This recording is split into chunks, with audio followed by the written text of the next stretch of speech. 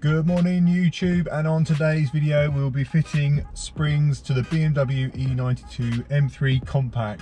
Now obviously in this video I'll be going through the process. Following the guide is completely at your own risk, but hopefully it will help a few others along the way. For those that follow the channel will be familiar that my car is a competition pack car, and essentially it comes with revised damper settings, different springs, different wheels, but essentially it's very much like the rest of the E92 M3 range. Now the benefit with the compact is it does sit about 10mm lower than the standard version, so you do get a slight drop, but it's always bugged me that it's just not perfect how I want it. So today we'll be fitting the I-back springs, and like I say, looking for around 10mm over the competition pack drop.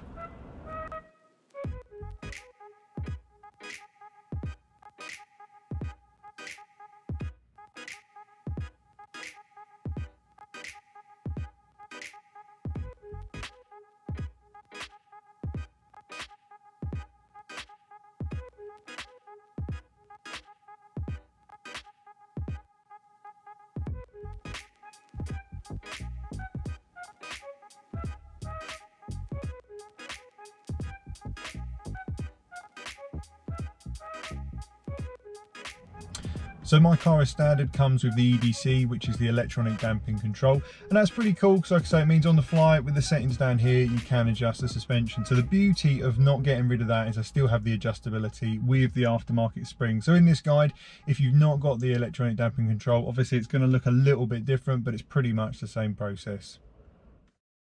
Step one is to simply loosen the wheel bolts. At this stage while the car's on the ground, obviously don't remove them completely.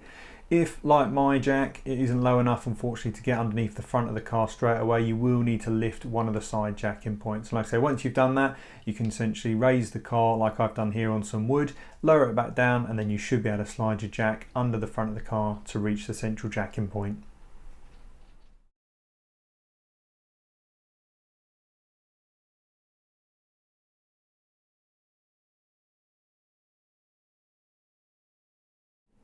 Providing you've got enough clearance now under the front bumper, you can simply run the jack right under the middle of the car. Now what you want to look for is like a big black rubber donut, and essentially that's the jacking point for the front of the car. Do not jack anywhere else under there other than that jacking point. And like I say, once the car is up high enough, or at least to the working height, you can then put a set of axle stands under each side of the vehicle just to make sure it's safe and secure whilst you've got the suspension apart.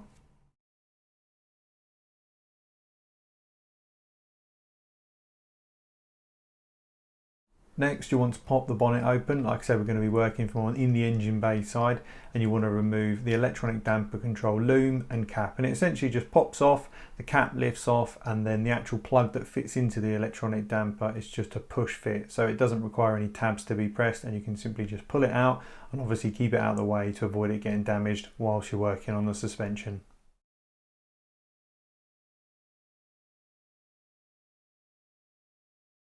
With your head back in the wheel arch, you'll be greeted with the drop link and the ABS sensor line and the brake hose line. So essentially you just need to pull these out of the holder, being careful not to damage them.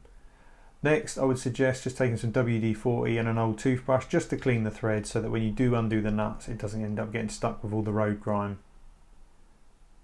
Another thing that's easily overlooked on these is the xenon leveling sensor. Now these are located just on the wishbone back to the body of the car. It's just a 10mm nut, and all you need to do is just put a 10mm spanner on there, another socket on the other side, and essentially just undo the nut and put it out of the way, because if you do forget to remove this, unfortunately it will break it when you drop the dampers down.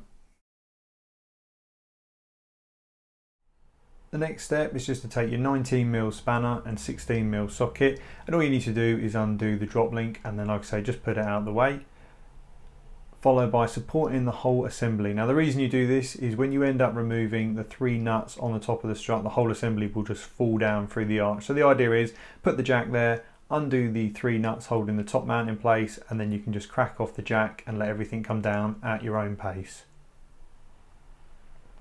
With the whole assembly down and the damper, obviously you can see the pinch bolt that holds the damper in place. Now, because on mine I don't need to remove the damper, I've decided to leave this in place. Like I say, if you are changing the dampers, you will need to split this open using something like a ball joint splitter, and then you can just pull the damper out and then replace the whole system by fitting as per the removal. Other than the jacking of the car, probably the most crucial part to get right, you're going to need to install a set of spring clamps on the springs. Now if you don't get these right, or you don't take up all the tension, when you end up removing that top nut, if the springs are not compressed, that thing will fly off and it will be absolutely devastating the damage it can cause. So as you can see here, the spring's completely back to A, plenty of movement. You can now go on to remove the 20mm nut and just use a 10mm socket to hold the damper rod from spinning. So a big thing when fitting the springs to the 92 M3 that you'll see online is some people will say you have to run the shaved top mounts and the E36 M3 bump stops, otherwise it will be crashy, it'll bottom out, you won't get the full damper travel, it just doesn't work properly without this kit. So I have seen others that haven't installed this, and I thought, you know what, I'm going to have a look into this further when I take the car apart. I can be without the car for a few days if needs be. The weather's picking up now, I don't live far from work, so I thought I'll take it apart. And if I do need to shave the top mounts, I'll send them off. And this is what I found. So once I'd stripped it down, I had a good look at the top mount, and the only benefit I could see to shaving it would be adding more compression to the spring. And now the reason that can be beneficial is if you run an aftermarket spring that's, say, a little bit too short and you was to get air in the front wheels, the spring could essentially move from its mounting point, and then when it lands back down, it could be absolutely disastrous. But H&R, IBAC, I think it's even the KW has kit, none of them suggest running the revised top mount. So I was like, there must be a reason why people are doing this.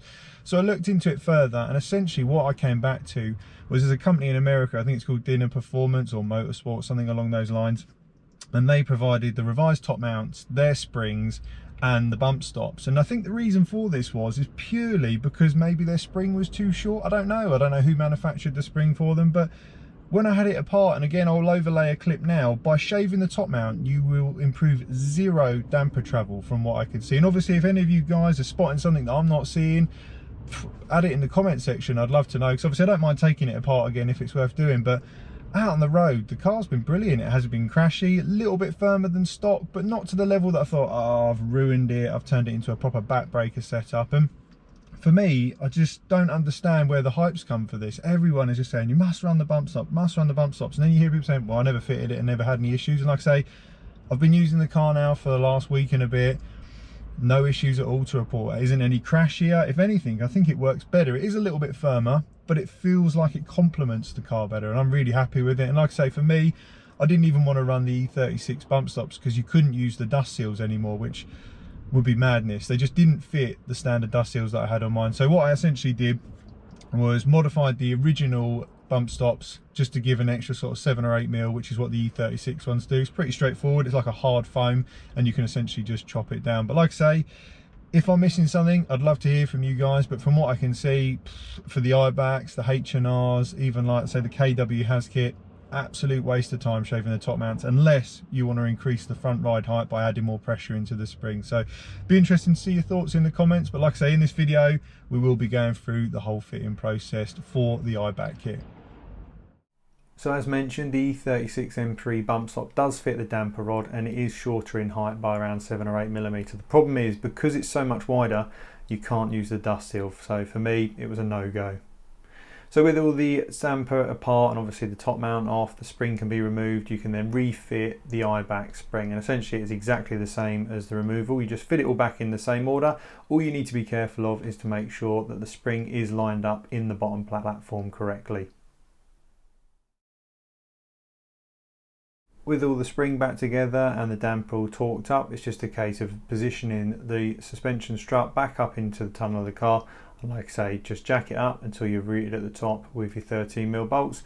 Make sure you do your drop link, and obviously if you have undone the pinch bolt, push back all the ABS line and the brake hose, and don't forget to do the xenon leveling sensor on the other side. It's then just a case of going into the engine bay, making sure you plug all the loom back in for the EDC, and like I say, you shouldn't have any fault lights if you've all done it correctly. With the front assembly done, it's time to work on the rear. Essentially, you need to do a similar process of jacking the rear of the car up, placing it on axle stands. Do not jack on the bottom of the differential cooling, just make sure that you go on the bottom of the rear subframe. Next, you're going to need to remove the leveling sensor, exactly the same as the front. It's just a 10mm nut that you can just crack off and put it to one side so that it doesn't get damaged during the removal. So with the jack lightly pressing against the rear wishbone, this will be the same for both sides. The first thing you'll need to do is the 18mm nut. I did make sure the thread on the other end was all clean so I didn't pull any crud back through with it. And once that's been removed, you can then go on to the 21mm nut on the hub. With the assembly all removed, it's just a case of wiggling the hub down, and you can press on the top of the hub, and what will happen is you'll hear it sort of move about, and then the spring will drop and you'll be able to pop the spring out. Once you've got all that out of the way, like I say, it is a good idea to get everything clean in there and then mount the new spring back into the rubber bump stop in the bottom and the rubber stop in the upper section. Do make sure obviously that this is all lined up in the little stops so that it sits correctly when it's back together. It can be a little bit tricky trying to get that rear ball joint back into place again, but like I say, if you've got two hands, it makes the job a lot easier, but like I say, on your own, it's a bit of screaming and shouting, jiggling about, and like I say, using the jack to position it into place. But like I say, once all back together, torque everything up, and you have your spring fitting complete.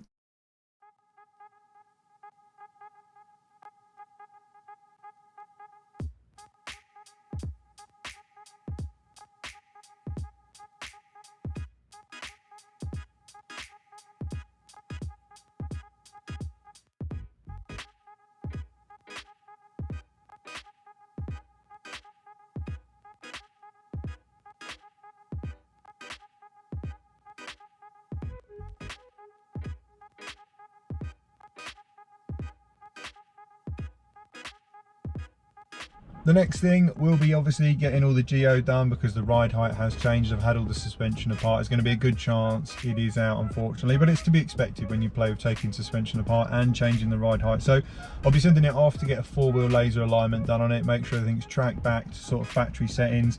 And then, like I say, other than that, I'm pretty much where I want to be with the E92. I've got a few more little bits to do. I'm going to try and modify one of the seat runners to run a little bit lower, just to go that extra on the floor, like my E36 M3. But other than that, I'm really happy with how the car is. The springs have really complemented the ride. It doesn't feel any more crashier. A little bit firmer, and when I say a little bit firmer, I say for the better. It does feel nicer to drive for. It feels more committed, and I'm really happy with it. So for me, the I-back springs have done exactly what they needed to do. A little drop on the height, little improvement in the feedback of the car, and like I say, once we get it geoed and tie everything in. Obviously, if you are enjoying the videos, guys, make sure you give us a like and a subscribe. Until next time, thanks for watching.